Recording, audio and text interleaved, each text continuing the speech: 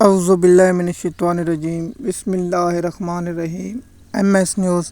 IT5 کی ناظرین السلام علیکم، امید ہے آپ لوگ سب خیریت سے ہوں گے۔ آج کا ہمارا ویلاگ ہے کہ بانیہ بیٹے عمران خان صاحب نے جسٹس قاضی فاضل صاحب پر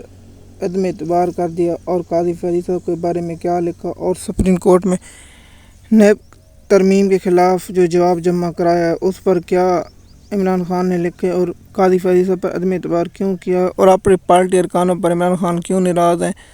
اس پر آج ہم بات کریں گے۔ اور القادر ٹرسٹ کیس میں ہم اگلا ویلاگ میں آپ کے ساتھ شیئر کریں گے اور اس کے ساتھ آپ لوگوں کو بتائیں گے۔ سب سے پہلے ہم آپ کو بتائیں گے عمران خان نے کل سپریم کورٹ میں جواب جمع کرایا جس پر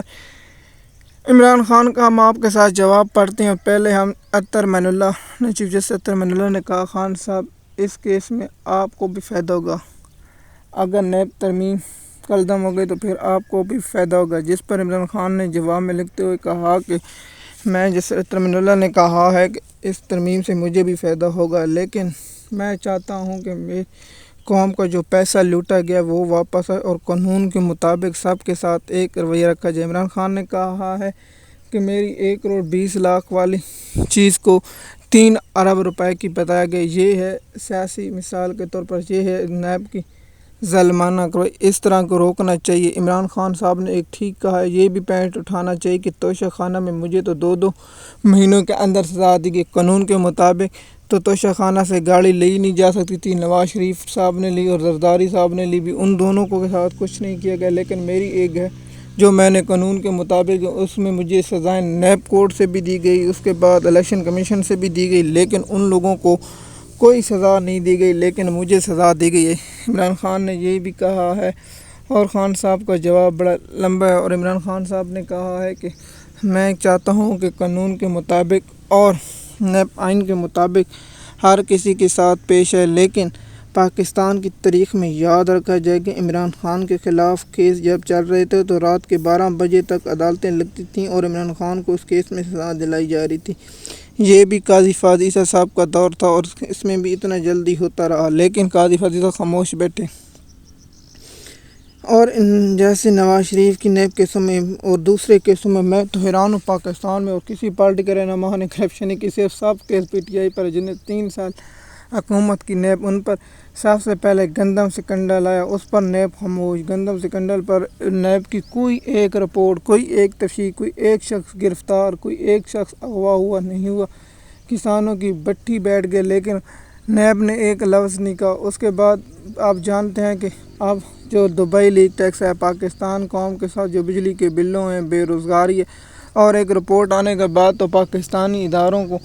سوچنا چاہیے کہ پاکستانی قوم ہم پر اعتبار نہیں کرتی۔ پاکستانی قوم 94% کہتے ہیں کہ ہم ملک چھوڑنے چاہتے ہیں، 94% لوگ کہتے ہیں کہ ہم پاکستان میں رہنا نہیں چاہتے۔ یہ ہمارے لیے ویسے شرم کی بات ہے کہ پاکستان میں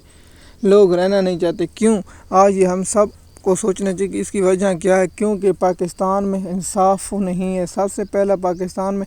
عدلیہ نظام ٹھیک نہیں ہے۔ آپ جائیں سیشن کورٹ میں، آپ پولیس تھانے میں جائیں، آپ کو کوئی پیسوں کے سوا کام نہیں، تو آپ کا چھوٹا، آپ کی مثال کے طور پر ایک مرغی چوری ہو گئی، اسے آپ کو من جیسے بھینس جیسے پیسے دینے پڑتے ہیں، پھر اسے آپ کو برآمد ہوتی ہے۔ اس ملک میں تھوڑا سا مقدمہ پولیس والوں کو پیسے نہ دیں تو پھر کام نہیں بنتا، وہاں سے لوگ اس لیے نکلنا چاہتے ہیں،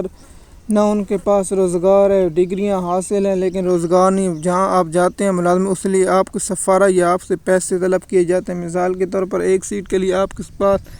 5 لاکھ یا 10 لاکھ روپے طلب کیا جاتا ہے، اور جو شکایت کرتا ہے اسے بھی کوئی کسی مقدمے میں درج کر کے بند کیا جاتا ہے۔ سب سے پہلا یہی نقطہ ہے کہ پاکستان میں انصاف ہو اور روزگار ہوگا تو پاکستانی رہنا چاہیں گے، کیونکہ پاکستان اس رپورٹ کے آنے کے بعد میں خود حیران ہوں کہ کوئی 20% ہو تو بھئی کہتے ہیں چلو یار ہم جان جو ہے وہ کہتے ہیں ہم جان، لیکن پاکستان کی 94% لوگ کہتے ہیں کہ ہم ملک سے جانا چاہتے ہیں، کیونکہ آپ کو میں نے 2 نکات بتائیں، ایک انصاف نہیں، دوسرا روزگار نہیں، اور تیسرا عدلیہ کی ناکامی اور عدلیہ کے سیاستدانوں میں اپنے مفاد، جب کسی مفاد میں آ جائے تو پھر آپ سمجھتے ہیں مفاد ہی پاکستان کا سب سے بڑا دشمن ہے۔ اگر مفاد کو اللہ کر لیں اور ملک کا ہی سوچیں تو پاکستان ترقی کرتا ہے، پاکستان عالم دنیا کی عالمی معیشت بن سکتا ہے، لیکن مفاد پاکستان کی سب سے بڑی رکاوٹ اگر مفاد راستے سے ہٹا دیے جائیں دونوں جانب تو پاکستان کا مسئلہ حل ہو سکتا ہے۔ اس لیے آپ سے میں گزارش کرتا ہوں کہ آپ پاکستان کا سوچیں۔ جیسے قاضی فیاض عیسیٰ سے عمران خان نے کہا ہے کہ آپ ہمارے بینچ پر نہ بیٹھیں۔ عمران خان نے یہ حوالہ دیا کہ جیسے چیف جسٹس گلزار حسن نے فیصلہ دیا کہ عمران خان کے فیصلہ میں قاضی فیاض عیسیٰ نہیں بیٹھیں گے، قاضی فیاض عیسیٰ گلزار حسن کی آپ دیکھیں آپ کو میں یار سمجھاتا ہوں۔ مثال کے طور پر قاضی فیاض عیسیٰ کیوں عمران خان کے خلاف اعتراض اٹھا؟ میں تو کہتا ہوں پہلے اعتراض اٹھنے سب سے پہلے آپ دیکھیں کہ عمران خان کی 3-4 درخواستیں پینڈنگ ہیں۔ قاضی فیاض عیسیٰ نے الیکشن کمیشن کے بھی راستے پر درخواست ہوتی ہے، اسے فوری طور پر مکمل کی جاتی آ جاتی ہے، اور پی ٹی آئی کی ناکامی اور پی ٹی آئی کی لیگل کی ناکامیوں کے بارے میں بھی ایک ویلاگ ہم الگ بنائیں گے اور آپ لوگوں کو سمجھائیں گے کہ پی ٹی آئی کی لیگل ٹیم نے یہ کام کیوں نہیں کیا۔ اس پر پی ٹی آئی کو جواب دینا چاہیے اور جواب طلب ہونا چاہیے اور اس پر بھی بحث کرنی چاہیے، لیکن پی ٹی آئی نے نہیں کی۔ قاضی فیاض عیسیٰ نے الیکشن کے دھاندلی کمیشن پر اور 9 مئی کی درخواست اور انسانی حقوق کی درخواستوں پر سماعت نہیں کی، اور اس پر بہت ہی ماہرانہ انہیں کرنا چاہیے تھا لیکن نہیں کرنا چاہیے۔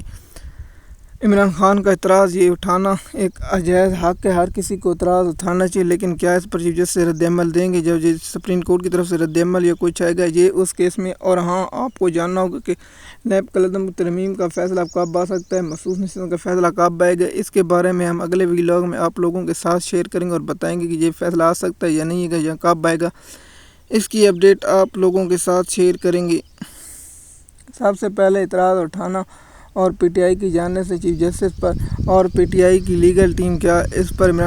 چیف جسٹس کے خلاف ریفرنس لائے گی یا نہیں لائے گی، یہ ایک الگ بات ہے۔ اگر آپ ہمارے چینل پر نئے ہیں